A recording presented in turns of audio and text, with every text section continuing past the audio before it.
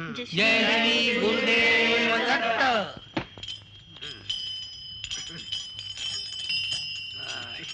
बरं अण्णा येतो आम्ही. या आठवड्यातल्या गुरुवारच्या निमित्तानं सगळे एकत्र जमतो.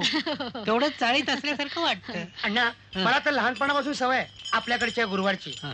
हीच प्रथा तुम्ही या फ्लॅट मध्ये चालू ठेवली. खरंच छान झालं. अरे तेवढाच विरंगुळा. पुढचा गुरुवार मात्र चाळीतच हा अण्णा. म्हणजे अहो असं काय करता? आपल्या मामींच्या रजनीचं आणि कपिलचं लग्न नाही का पुढच्या गुरुवारी? हो खरंच की. अगदी चाळीतल्या चाळीस साधेपणानं. हा. म्हणजे अण्णा होम पिच वरच आमची विकेट पडणार. आम्ही दोघं सकाळपासून हजर आहोत अंपायर म्हणून. हो. चला मामी. बरं येत जा हो येतो, मधून. उच्छाद मांडला या मेल्या चाळकऱ्याने. फ्लॅट मध्ये कसं वागावं हे देखील समजत नाही यांना. दे सुनबाई, अगं मी काढणारच होते कचरा. घ्या, पण त्यापेक्षा कचरा होणार नाही हे बघितलं तर जास्त बरं होईल. चल रे.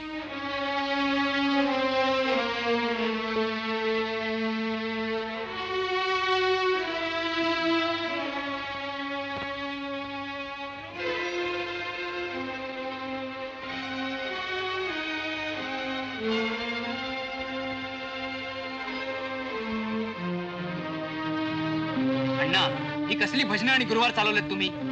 चाळीपासून करतोय आपण. ही चाळ नाही, हायर सोसायटी. तुमच्या भजनामुळे सोसायटीतल्या लोकांच्या तक्रारी आल्या. अरे पण रत्नाकर, मला एक सांगा अण्णा, तुम्ही आम्हाला या फ्लॅट मध्ये सुखाने राहू देणार आहात की नाही? हेमा, हेमा नेमकी कुठेतरी गेली असेल. हेमा, हेमा तिकडे काय करतेस? इकडे आनंदाची बातमी आहे. अहो कसली आनंदाची बातमी? तुझा नवरा ब्रांच मॅनेजर झाला. अय्या, प्रमोशन. नुसतं प्रमोशन नाही, 350 रुपये पगार वाढ आहेस. कुठे बघितलं ना आपल्या नव्या जागेचा पायगुण. पायगुण वगैरे नंतर, आधी मिठाई घेऊन सगळ्यांना वाट बघू. अहो जरा हळू. तुम्हाला व्यवहार ज्ञान कसं ते नाहीच. काय झालं? आनंदाची बातमी आपल्याकडेच ठेवा. उगीच घरात डंका नका वाजवू. का?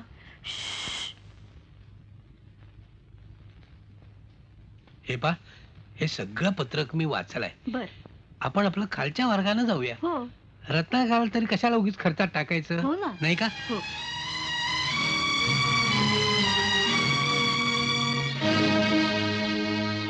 ते दोघं यात्रेला जायला निघाले. जाऊ देत. अहो जाऊ देत काय? त्यासाठी अण्णा पैसे मागणार आहेत तुमच्याकडे.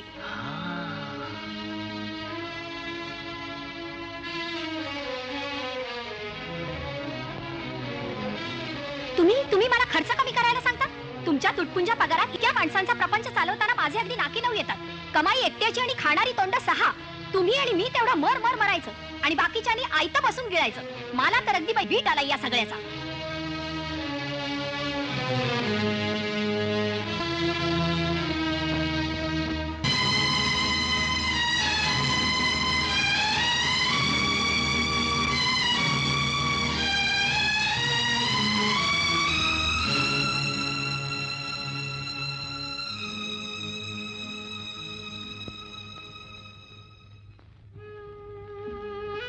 देशमुख साहेब, cheers to your future prosperity.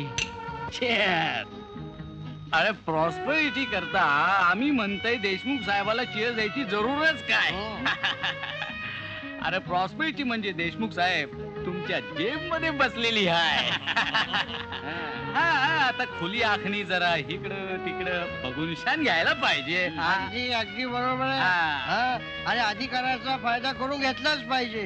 बहिणी साहेब, येत्याच वर्षात तुम्ही 5 रूमच्या टेरेस फ्लॅट मध्ये जाल. बरोबर आहे, बिलकुल बरोबर आहे.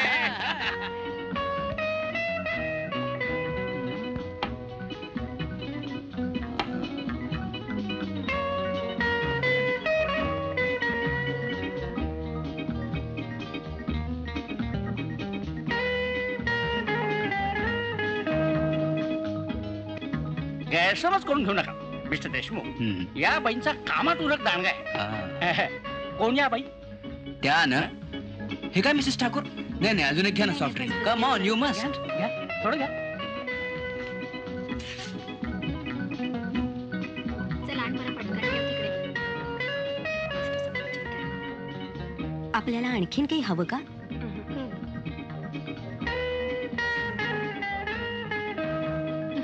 घ्या ना.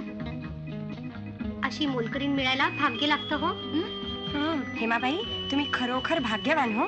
एवढी स्वच्छ मोलकरीण शोधून देखील सापडायची नाही. हो ना.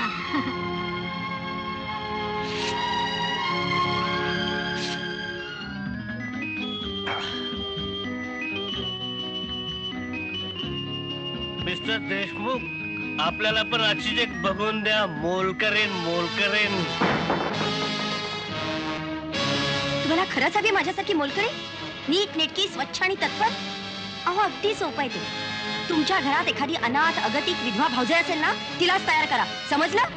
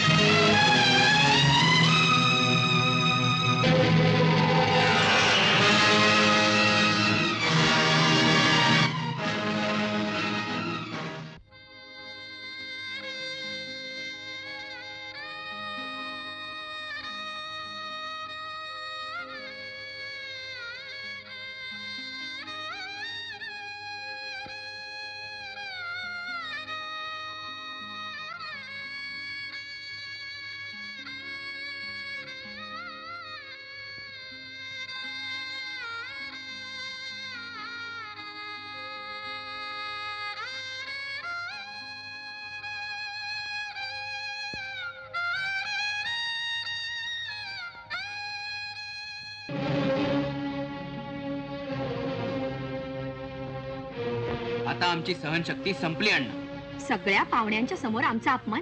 मेला सोसायचं तरी किती? अरे पण ती अनाथ पोर जाणार कुठं? बरी अनाथ तोरा तर मालकिणीचा. आणि हे पहा ती कुठं जाईल याच्याशी आम्हाला कर्तव्य. या पुढे ती या घरात राहणार नाही एवढं नक्की.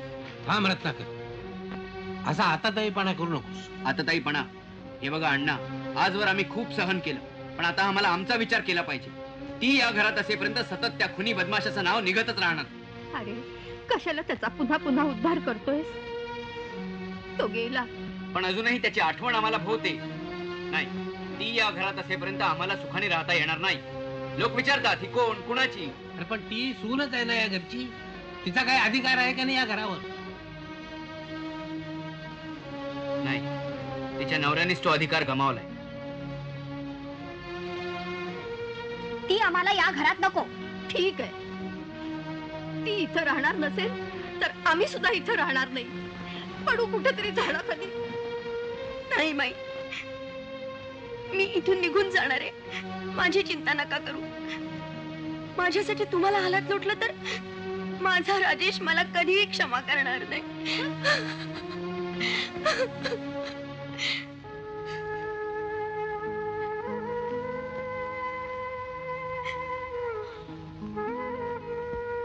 काय आशीर्वाद देव पोरी. आमच्या पुण्यावरचा आमचा विश्वासच उडालाय. अगं, आली होतीस कशी आणि आता कशी निघतेस? आम्हा करंट्याशीच नशीब बांधलं होतं बघ तुझं. असं नका बोलू माई. आयुष्यात आई वडिलांची माया तुम्हीच तर दिलीत मला, आणि आता आई वडीलच लेकीला वनवासाला धाडतात. हो ना. येते मी. थांब पोरी. हे घे. हे काय? पैसे आहेत. आम्हाला आता कशाला लागणार आहेत? असू दे. नको नको अण्णा. असू दे पोरी. तुझा बाप गरीब आहे, पण त्याला नाही म्हणून आणखीन गरीब करू नको. घे. अण्णा.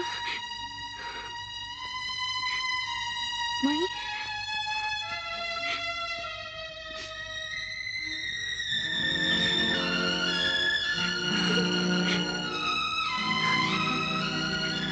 काकी, तू आम्हाला सोडून चालली? पुन्हा कधी नाही येणार?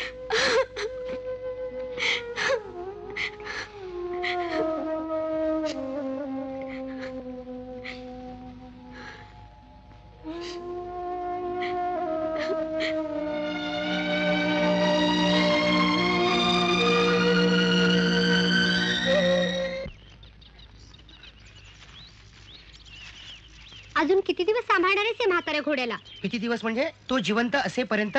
अगं माझ्या वडिलांच्या बरोबरीने तो राबलाय, म्हणून तर आज मला हे दिवस दिसत आहेत. समज आज माझे नाना जिवंत असते तर म्हातारे काही कामाचे नाहीत म्हणून आपण त्याला टाकलं असतं का? तर यापुढं आपण दोघांनी मिळून त्याला चारा टाकायचा. हं? हं.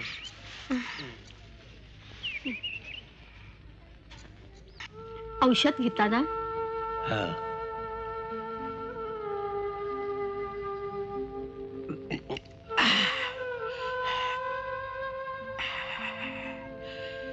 या औषधानं तोंडाची अगदी चव गेली बघ. मगाशी थालपिठाचा कसा खमंग वास आला होता. बऱ्याच दिवसात तुझ्या हातचं थालपीठ खाल्लं नाही. आणतेस का थोडस? आणते हो. वा, छान आहे स्टिरिओ सिस्टम. आता कलर टीव्ही आणि व्हिडिओ लवकरच आला पाहिजे. हो ना, घेणारच आहोत हळूहळू. ये बैस.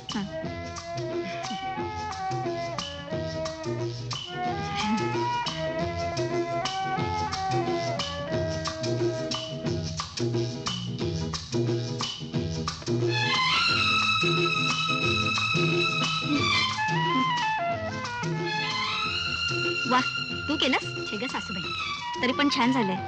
सुनबाई, थोडस थालीपीठ असलं तर यांना हवं होतं ग. तोंडाला चव नाही म्हणतायत. आता आणखी थालीपीठ कशाला हवंय? आज ताप नाही उतरला तर झाली खा सुरू. तब्येत बिघडली की आणा डॉक्टर.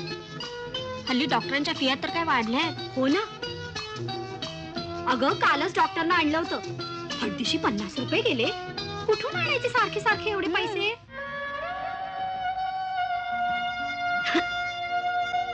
अहो, थालीपीठाच्या एवढ्याशा तुकड्यावर सुद्धा आपला अधिकार नाही.